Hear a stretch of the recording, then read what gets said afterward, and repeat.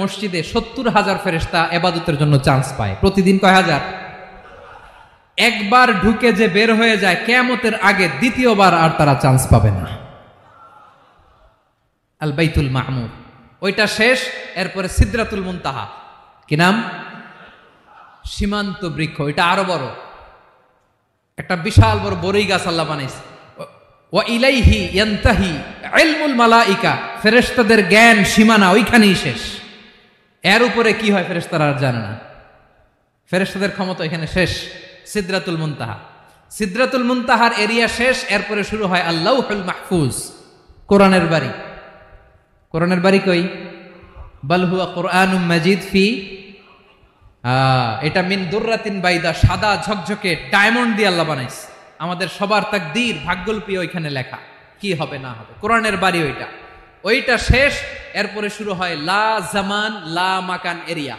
ওইখানে কোনো জামান নাই, মাকান নাই, no time no space area শুরু। ওইখানে কুরসি, যেখানে আল্লাহ পা রাখেন বা কুদরতি পা রাখেন, আল্লাহর কুরসি। বড় রাজা বাদশারা সিংহাসনে বসে পা রাখে একটা টেবিলের উপর, শাহী টেবিল, ওইটার নাম কুরসি।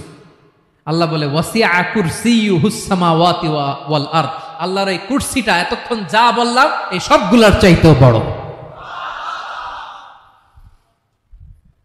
কুরসির উপরে আছে আল্লাহর আরশ। আর রহমানু আলাল আরশি ইস্তাওয়া, রব্বুল আলামিন ওই আরশের উপরে। আমি যেমনি চেয়ারের উপরে এরকম না, যেভাবে আল্লাহর জালালিয়াত, হিজ হাইনেস, হিজ রয়্যালনেস, আল্লাহর জালালিয়াত, আল্লাহর কুদরতের মাধ্যমে যেভাবে আল্লাহ আরশের উপর থাকা দরকার, আল্লাহর সত্তা, আল্লাহ ঠিক ওইভাবে আছেন, আরশের উপরে আছেন। ওয়া ইয়াহমিলু আরশা রাব্বিকা ফাওকাহুম ইয়াওমাইযিন সামানিয়া।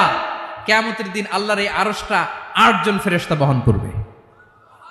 আরশ বহনের জন্য আল্লাহর ফেরেশতা লাগে না, কোনো কাজের জন্যই আল্লাহর ফেরেশতা লাগে না। আল্লাহ বলে কুন ফায়াকুন, হয়ে যায়। তারপরে আল্লাহ নিয়োজিত রেখেছেন। সেদিন কিয়ামতের দিন আল্লাহর আরশটা বহন করবে কয়জন ফেরেশতা? এদের সাইজ কত বড়? হ্যাঁ, শুনতে মনে চায়?